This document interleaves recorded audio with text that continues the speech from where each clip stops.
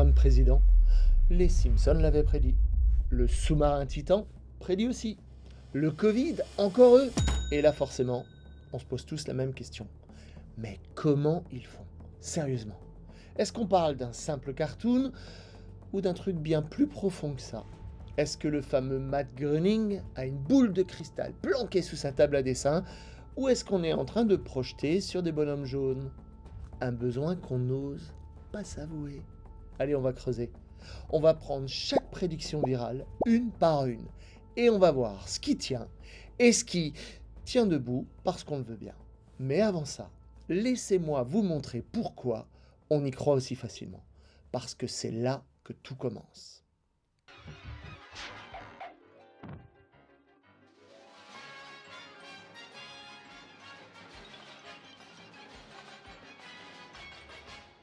Vous avez remarqué comment ces dernières années, on est passé de « Tiens, c'est bizarre, hein, mais c'est quoi ce monde ?» On a des virus inconnus qui débarquent, des confinements mondiaux, comme dans un mauvais film, un président orange fluo qui grimpe au pouvoir, pendant que des influenceurs te vendent des cryptos avec des têtes de chiens. Et là, notre cerveau fait ce qu'il fait toujours dans ces cas-là. Il panique un peu, il essaie de comprendre, il cherche du sens. Et il se dit « Attends, c'est peut-être pas un hasard. Peut-être que quelqu'un l'avait vu venir. Et là, bim, les Simpsons l'avaient prédit. Et franchement, c'est tentant. C'est même rassurant, parce que si quelqu'un avait déjà vu ce qui allait se passer, alors peut-être qu'il y a un plan, une logique. Peut-être que tout ça n'est pas juste du chaos. Peut-être même qu'il suffirait de revoir les épisodes pour deviner ce qui va nous tomber dessus demain. Mais justement, on va aller voir ça. On va décortiquer quelques-unes de ces fameuses prédictions. Et ce que vous allez découvrir, eh ben ça risque de tout changer.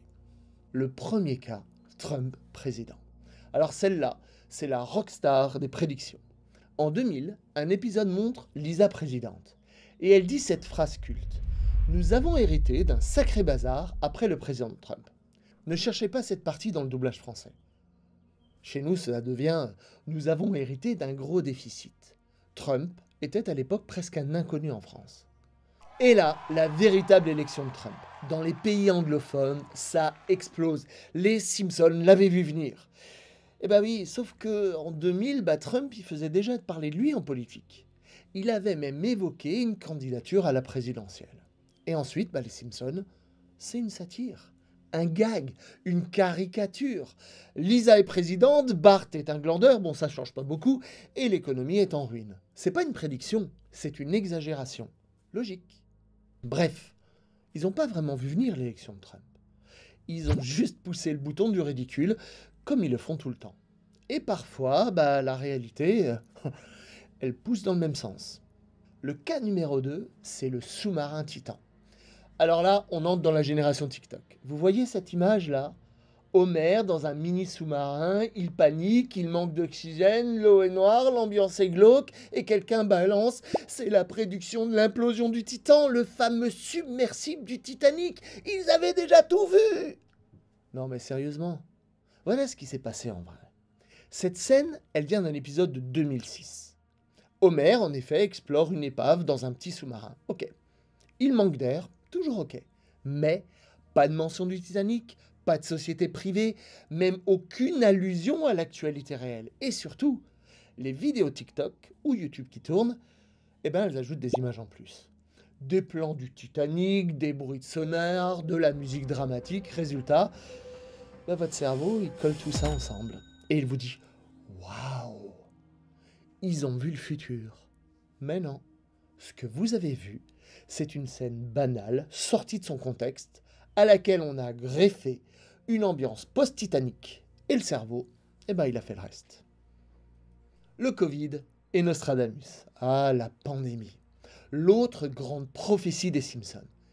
Ils ont montré un virus, des gens qui toussent, des caisses de livraison venues d'Asie, même des émeutes. Et là, une fois de plus, certains crient « Regardez, ils avaient même prévu le Covid !» Mais attendez, tant qu'on y est, Nostradamus aussi, non? Écoutez ça. Par la cité, grande peste se répandra. Non vue encore, grande ruine humaine. Le remède loin, les cœurs se fendront. Le mâle volant viendra de la lointaine plaine. Bah si on veut, ça colle. Grande cité, one. Peste jamais vue, Covid. Remède loin, le vaccin. Mâle volant, l'avion. Eh bien pareil, là votre cerveau, il commence à faire des liens, à broder du sens. Mais est-ce que ça veut dire que Nostradamus avait prédit le Covid? Ou est-ce qu'on est juste en train d'interpréter un texte flou avec ce qu'on connaît déjà? Et c'est là, une fois de plus, que ça devient extrêmement intéressant. C'est pas une prédiction, c'est une projection. La vôtre, la mienne, celle de notre époque. Alors certes, maintenant, on a démonté le côté prophétie. On pourrait se dire, bon bah... Les Simpsons, c'est juste du délire, des blagues, rien de sérieux. Et pourtant, c'est là que je vais vous dire un truc super étrange. Ce qu'ils font vraiment bien, c'est pas de deviner l'avenir. C'est de voir le présent avec une clarté qu'on n'a même pas en vrai. Les Simpsons, c'est pas un spoiler du futur, c'est un scan IRM de notre société, version acide, version jaune, version trash. Ils poussent les curseurs, ils exagèrent les tendances, ils montrent où ça pourrait aller si on continuait à être aussi con, paresseux, corrompus, absents, absurdes, ridicules. Et c'est là que ça devient génial. Parce qu'à force d'exagérer, ils finissent parfois par tomber juste. Pas parce qu'ils ont vu l'avenir, mais parce qu'ils ont vu ce qui clochait dans notre présent. Ils observent, ils triturent, ils caricaturent et parfois la réalité les rattrape. C'est pas parce qu'ils ont forcément raison, c'est qu'on a laissé le monde suivre leurs blagues. Et là, franchement, c'est pas eux qu'il faut accuser, bah c'est nous qu'il faut interroger. Quand ils montrent un patron incompétent et cynique, qui vire tout le monde pour sauver 3 centimes, on rigole, puis on se rend compte qu'on a vraiment vécu ça. Quand ils montent des élections basées sur des slogans débiles et un peuple hypnotisé par des promesses en mousse, on se marre, et puis ça arrive. C'est pas qu'ils l'ont prévu, c'est qu'on a laissé ça se produire. Les Simpsons, en fait, c'est pas des devins. C'est des loopers de sens, comme le diraient nos amis québécois. Oui, je fais pas bien l'accent. Des analystes burlesques, des caricaturistes de nos névroses collectives. Et franchement, eh ben, ça vaut bien plus qu'une boule de cristal. Allez, un petit exercice, on va changer d'angle. On regarde plus les Simpsons, on vous regarde vous. Enfin, nous tous, hein, ouais, moi compris. Parce qu'on a beau se croire rationnel, logique, lucide. Moi, je me fais pas avoir, pas des trucs bidons. Spoiler, si. On est des machines à fabriquer du sens, à recoller les morceaux, à combler les trous, même quand les morceaux, eh ben, ils vont pas ensemble. Ce que les Simpsons prédiraient, en fait, c'est notre besoin désespéré de trouver une logique là où il y a du chaos. On veut que tout ait une cause, une explication, un plan, parce que sinon, sinon on doit regarder en face un truc que notre cerveau déteste. L'imprévisible, le hasard, le bordel. Oui, bon d'accord, moi j'aime bien le bordel. Chut. Et c'est là que nos baies cognitifs, ils débarquent en fanfare. Avec leur petite chemise mentale, leur logique interne vraiment particulière, mais surtout avec leur super pouvoir, nous faire croire qu'on tient à la vérité. Le premier, c'est le biais de confirmation. On cherche ce qui valide ce que l'on croit déjà.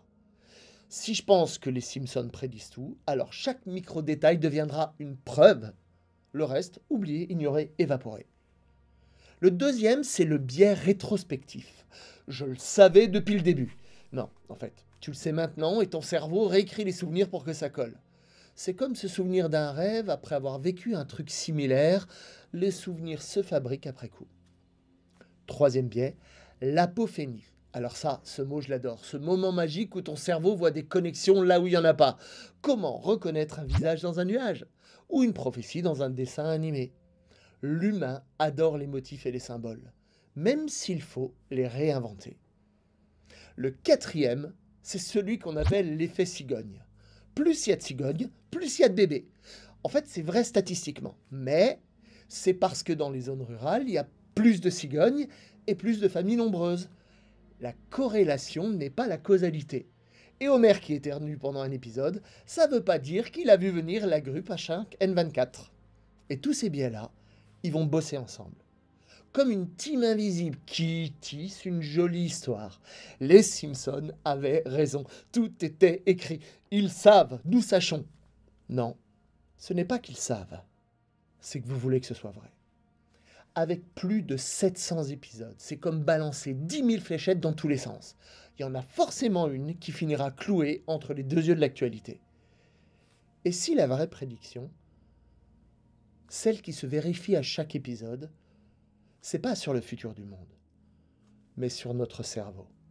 Sa tendance à projeter, à reconstruire, à raccorder les points qui l'arrangent. Et si les Simpsons n'étaient pas prophètes, mais juste miroirs? Alors bien sûr, maintenant qu'on a tout déconstruit, les scènes, les prédictions, les biais du cerveau, et même la loupe québécoise, j'ai envie de vous proposer un petit retournement. Et si le vrai sujet, c'était pas les Simpsons? Et si le vrai sujet, c'était nous? Parce qu'on l'a vu, on a besoin de croire que tout est écrit, qu'il existe un plan caché, une logique secrète. C'est pas nouveau, c'est humain. On déteste l'aléatoire, l'incontournable, l'absurde. On préfère se dire, mais c'est prévu, que c'est bizarre, et c'est juste bizarre. Bizarre. Vous avez dit bizarre? Comme c'est bizarre. Vous avez dit bizarre, bizarre. Moi j'ai dit bizarre. Comme c'est bizarre. C'est pas Homer qui a vu l'avenir. C'est nous qui bricolons le passé pour qu'il nous rassure. C'est pas les Simpsons qui anticipent. C'est nous qui reconstruisons. Comme si on jouait une partie avec un puzzle. Mais en dessinant les pièces manquantes à la main, c'est bien plus simple. Et si on regarde bien, ce qu'il nous montre, c'est pas ce qui va arriver, c'est ce qu'on est prêt à croire. Ce qu'on est capable d'inventer pour donner du sens à l'imprévisible. Ce qu'on projette sur des dessins jaunes pour ne pas affronter nos propres incertitudes. Parce que si on arrive à voir ça, si on arrive à voir comment on se raconte des histoires, alors on reprend le pouvoir. Pas sur le futur, sur notre manière de le regarder. Allez, une dernière question pour la route. Si la vraie prophétie, c'était pas dans un épisode des Simpsons, mais dans la manière dont vous choisissez de voir le monde de demain, vous en faites quoi de ça? Ah ouais, un truc avant de se quitter. J'ai envie de rééquilibrer un truc. C'est vrai, là, on a beaucoup parlé de coïncidences impressionnantes, de scènes qui tombent juste de waouh, il l'avait presque vu venir. Mais il faut quand même se rappeler un détail.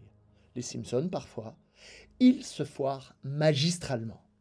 Petit retour en l'an 2000, le bug, le grand, le fameux 2000, le bug de l'an 2000, la fin du monde technologique annoncée, ordinateur en panique, banque qui explose, satellite qui tombe, ascenseur qui tue des gens. Et dans un épisode des Simpsons, ils y vont à fond, les manettes, vision de cauchemar, l'an 2000 frappe et tout s'écroule. Les machines se rébellent, l'Amérique retourne à l'âge de pierre. Sauf que, le 1er janvier 2000, à minuit, il ne s'est rien passé. Absolument rien. Zéro, nada, que dalle. Même pas un grippin qui bug. En fait, les ingénieurs et les techniciens qui avaient bossé comme des fous en amont avaient réussi à éviter ce fameux effondrement digital. Et là, bizarrement, personne n'a sorti de TikTok en mode « Regardez, les Simpsons, c'était complètement vautré !» Ben non, parce que c'est moins sexy, une fausse prophétie. Et pourtant, c'est précieux. Parce que ça nous rappelle que ce qu'on oublie, ce qu'on ne partage pas, ce qui ne devient pas viral, c'est aussi ça, la mémoire sélective du mythe. Alors non, ils prédisent pas, ils extrapolent, ils délirent, ils testent des futurs improbables et parfois ils tombent juste et parfois ils tombent à côté. Comme nous tous, non? Allez, je vous propose un truc, juste pour rire. Prenez un carnet, notez dedans 1000 idées improbables, des trucs complètement fous, des prédictions à la noix. Et dans 10 ans, on regarde combien se sont réalisés. Et là, vous vous direz, je suis le descendant direct de Nostradamus et des Simpsons.